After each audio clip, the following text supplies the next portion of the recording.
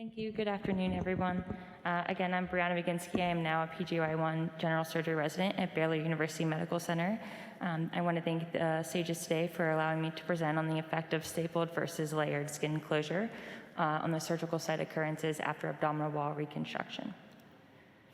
We do have some disclosures, so I'll leave these up for a few seconds. These are from some of the authors on our paper. So incisional hernias continue to increase and have a rate of up to 30% following laparotomy.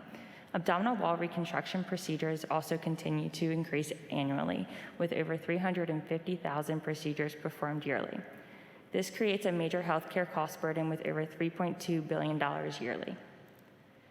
Surgical site occurrences represent a broad umbrella term for any surgical site complication that occurs within 30 days of the procedure.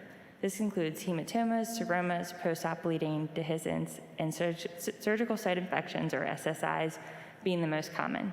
This creates a great morbidity for the patient and a major cost to the healthcare system, including longer hospitalizations, increased office visits, and sometimes even requiring a reoperation.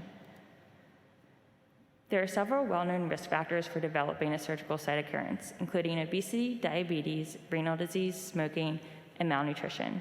However, as surgeons, it's also important to understand the operative factors that may increase the SSO rate as well, including anatomic site, the surgical approach, and the level of wound contamination.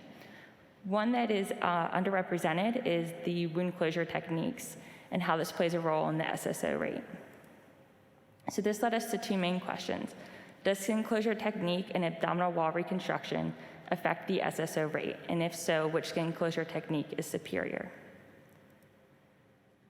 We performed a retrospective review of a prospectively maintained registry from the Abdominal Core Health Quality Collaborative. We included all ventral incisional hernia repairs and underwent the Reeve-Sopra retromuscular technique with retromuscular mesh placement. And these were performed between 2013 and 2020. This is important to note, representing a temporal change from staple closure to subcuticular with glue. So our control group included the traditionally used staples for skin closure, and our study group was the subcuticular suture with glue, otherwise known as Thermobond group. Our primary outcomes included surgical site occurrences, or SSOs, surgical site infections, or SSIs, and then any of those that required a procedure. Standard statistical analysis was used. And looking at our patient demographics, they were well balanced between the two groups. The control group, or the staple group, had 263 patients, and the study group had 571. Age, gender, BMI, diabetes, and smoking status were well balanced between the two groups as well. When looking at intraoperative characteristics, the study group did have a slightly smaller hernia width and had more posterior myofascial releases performed. Interestingly, the control group, the staple skin closure group, had a longer operative time compared to the subcuticular with glue group, which is different from what's been reported in the past. On univariate analysis, the incidence of an SSI requiring a procedure, or an SSO requiring a procedure, was significantly different in our study group. We then performed a multivariate analysis controlling for 11 patient characteristics. Not surprisingly, BMI was associated with the increased likelihood of SSI or SSO. Smoking status was also significantly increased the likelihood of developing an SSO. For every centimeter increment of hernia width, there was a 5.9% increase in the likelihood of developing an SSO. Those that had dirty wound classification or posterior myofascial release also had an increased likelihood of SSI.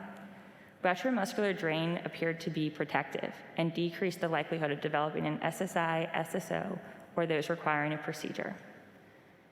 So looking down at the bottom here at our primary outcome, there was no significant decrease in the likelihood of developing an SSI or SSO for the subcuticular with glue group. However, there was in those that required a procedure. So in conclusion, the method of skin closure does not seem to affect SSI and SSO. However, subcuticular suture with glue does seem to protect against the procedural intervention once a wound complication does occur. We hope to be a part of a prospective randomized control trial in the future to confirm these findings and hope to change guidelines as well. Further investigation should focus on these increased surgical times that we find between the staples and glue group, hospital costs, and the decreased need for in-person post-op visits. Also, one of the most important things is looking at in the study group, the subcuticular with glue, as patient satisfaction and the improved cosmesis compared to staples. Thank you for allowing me to present. I'll take any questions.